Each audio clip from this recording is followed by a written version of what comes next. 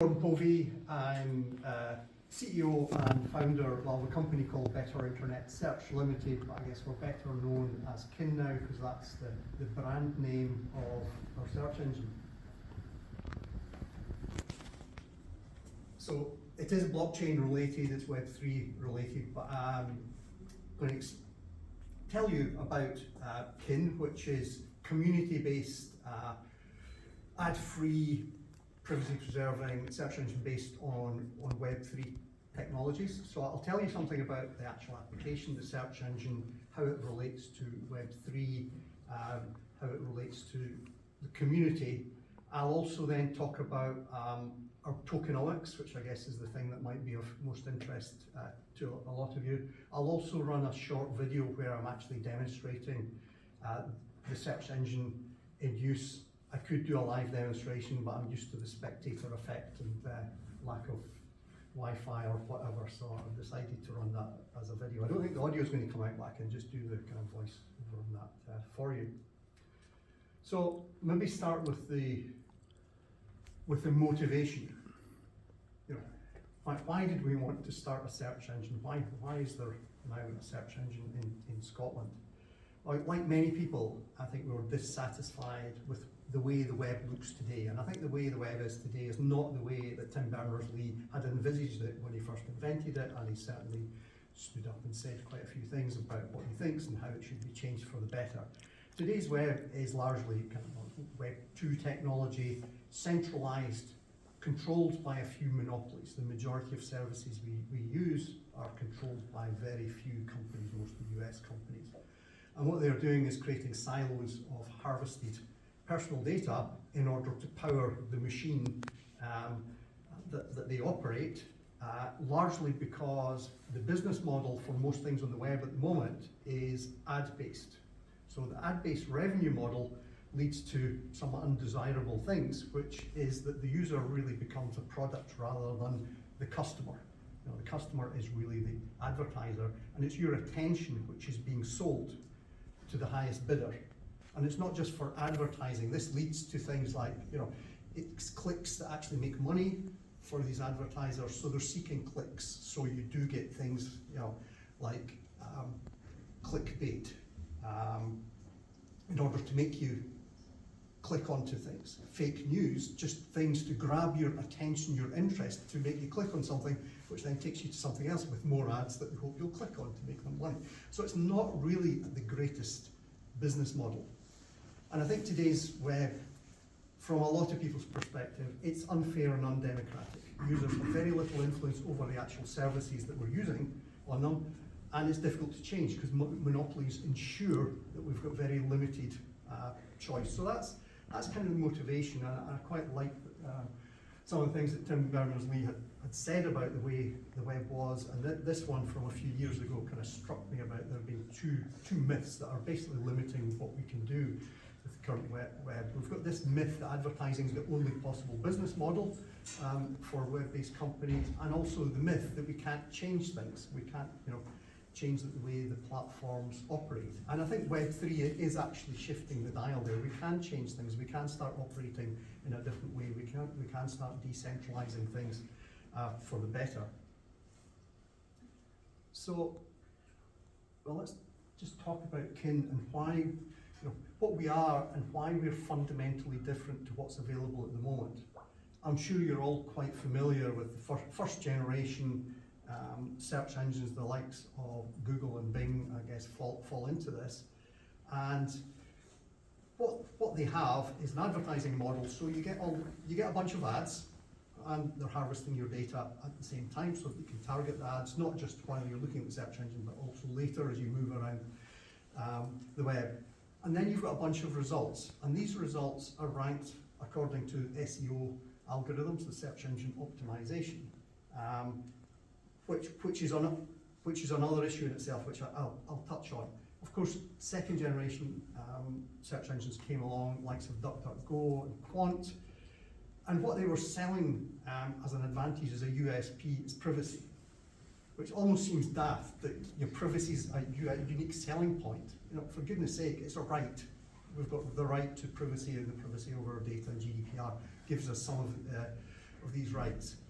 And more generations came along where they're trying to do things maybe a bit more ethical, saving the planet, planting trees, cleaning the oceans. But the reality is all these search engines look the same. They have adverts, which is targeted based on your keywords to begin with, and then you've got search results that are governed by SEO algorithms. Essentially, the user experience is the same with the first and second generation. We do have the next generation, which we believe that we're part of, and that includes Brave, so the browser also has search associated with it, and also Neva, which is a spin out from guys that were unhappy with what was going on at Google, so they spun this out of Google. And principally, they are trying to change the business model, and the way they're trying to change the business model is to move to a subscription base, so they can get rid of ads, which we totally agree with, but of course it's not free anymore if they're moving to a subscription model, and if you don't pay, you'll still get the ads. And then we have Kin, ourselves, and we're highly differentiated because we're trying to work as a community search engine, and we're taking some of the revenue and we're actually sharing it within our ecosystem, not for altruistic reasons, but basically because to build a community system that the community builds, we've got to reward our users for actually helping us to build this platform in the first place. We have an alternative business model which is based on brokerage, so we've got ad-free search, we've got ad-free shopping. We'll try and find the things you actually want, rather than the things that people want to sell to you, to push to you, whether that be on shopping or just on general search. Community-based, I'll kind of talk about that in a minute. We are also green and ethical, and I'll give you one specific example of that, which is merely removing the ads alone, not having to render ads, send that data and render it onto your screen. We actually save 35% of the energy in delivering a search result just by removing the ads alone, so our energy bill is considerably less. Obviously, we are private and free to use.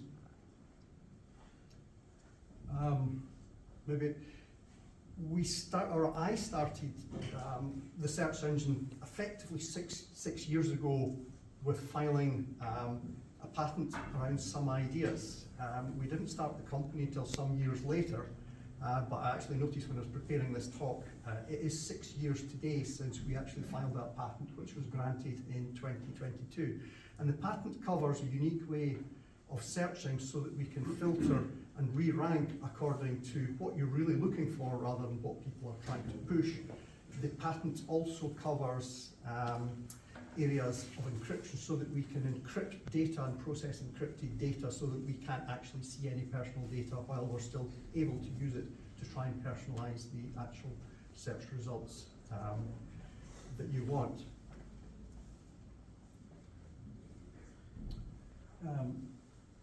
So now, I don't know, is this going to work?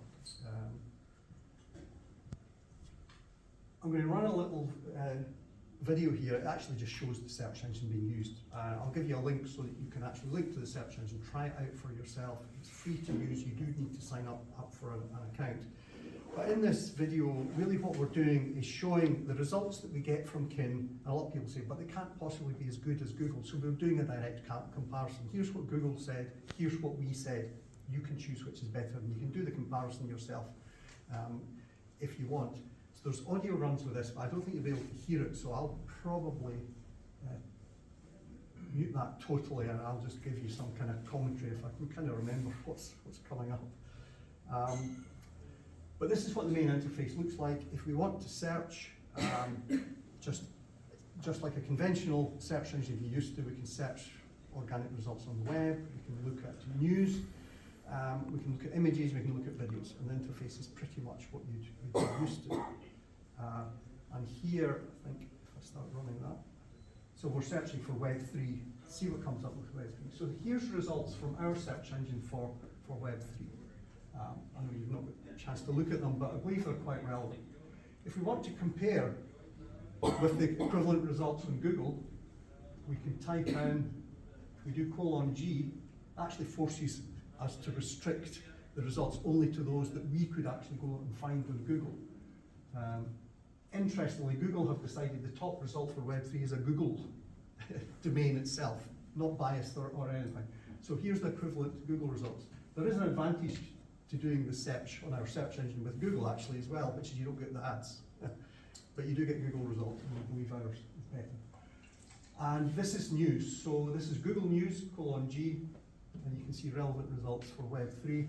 If you do the same for us, so you see they're a few days old, if you go on to news results that we're producing, again, you can do the comparison yourself, decide which is better. You look, these 1 hour old, 1 day old, 19 hours old, you know, 1 hour. So more recent results that we're actually able to pull through our news channel there. And we can do the same for images. This is our Web3 images. What do we come up with? That's what we come up with. Again, I think I'm probably about to type in :G here. Yep. See what.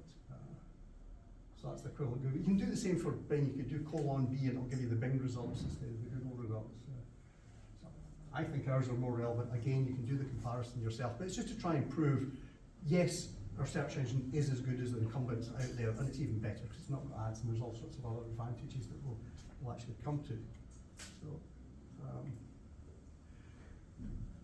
So we're a community-based search engine.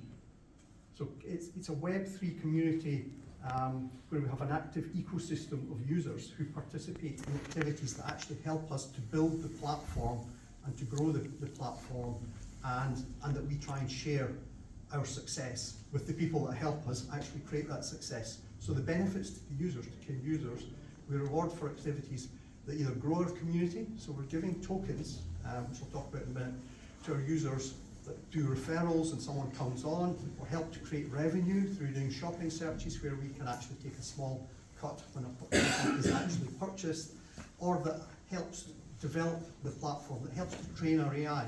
So if you're helping us to build the platform, why shouldn't you actually share in some of the success? So that's our approach to the community, and we've got wider benefits as well. So we've got community-trained ranking. So your searches are actually helping to train the ranking system. And what we're trying to do is we're trying to uncover content that other search engines can't find. What typically happens in current commercial search engines is, first of all, you've got the ads, so you're sold to the highest bidder, so the thing you're most likely to click on and they'll get the most revenue from is what determines what's the top ad. Once you've scrolled through these, you've got a bunch of search results, but they're governed by SEO. And SEO basically means if you want to get the top in the ads, you've got to pay, and if you want to be top, you've got to pay again, because you've got to have an army of people actually working on your SEO, creating content that will basically fool the algorithms to actually think you're more important than someone else. You're not more important than a small company if they've got the information you're looking for. You just have more money, so you're buying your way to the top in SEO and you're buying your way to the top in ads. And we've got algorithms that are actually trying to counter that to allow you to actually find the stuff that you do want. So we're more of a broker rather than trying to push content at you. The other community benefit I'd already mentioned is 35% reduction, for example, in the carbon that's actually produced just because we're not having to serve ads. Tokenomics you probably want to hear about. So we have a digital token.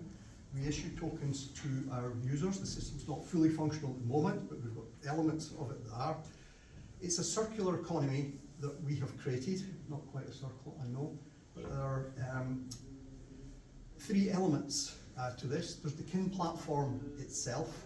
There are the users that are using the platform, and also there are our supporters. So these are people that have basically invested in us to develop the platform. Obviously, we'd like to benefit from the future success, and I'll talk a bit more about what these are.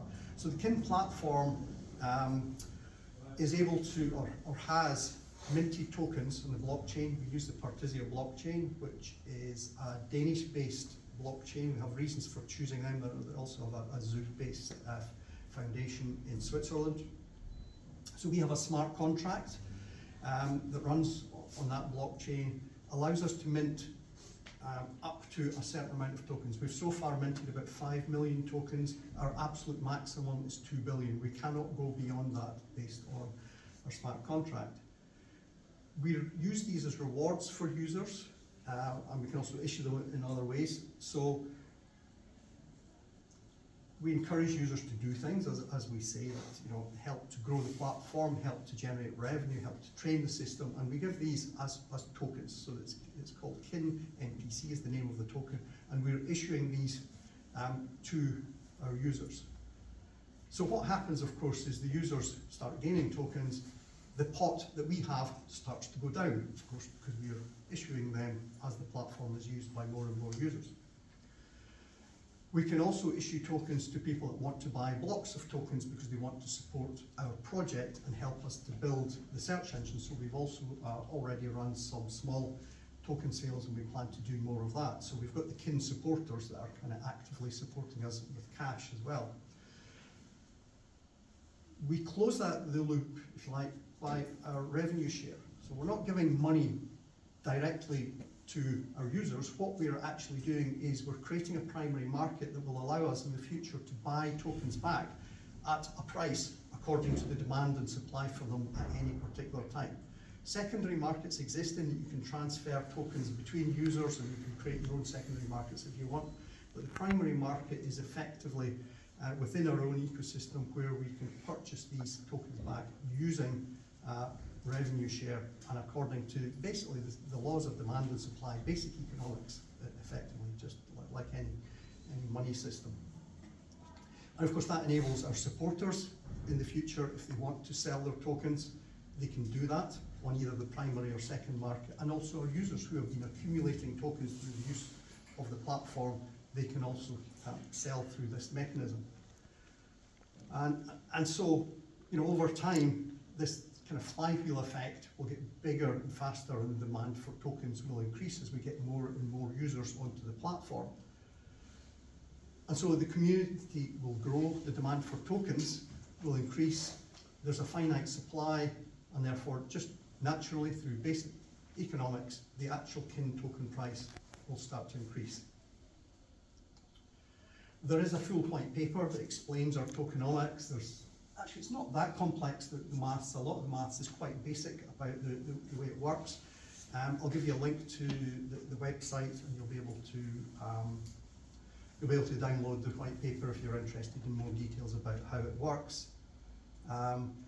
Also in the white paper there are some simulations, so we run simulations to actually see how our token behaves and how stable it is. And the interesting thing is there's a very strong correlation between the growth of our platform and the number of users on there and how active they are on the platform and the actual token price itself, and also a correlation with the retained profit that we can actually have and also the reserves that we have to enable us to buy the tokens.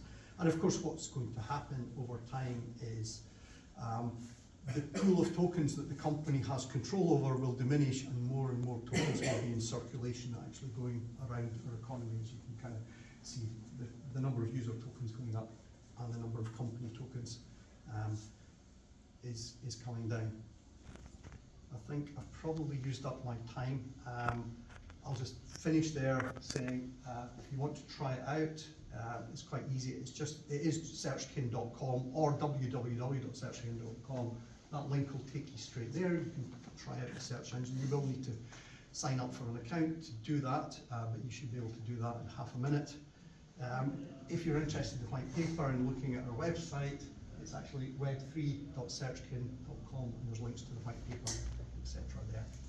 I don't know how I was for my timing, but I'll finish there. I'm happy to take any questions that you might have.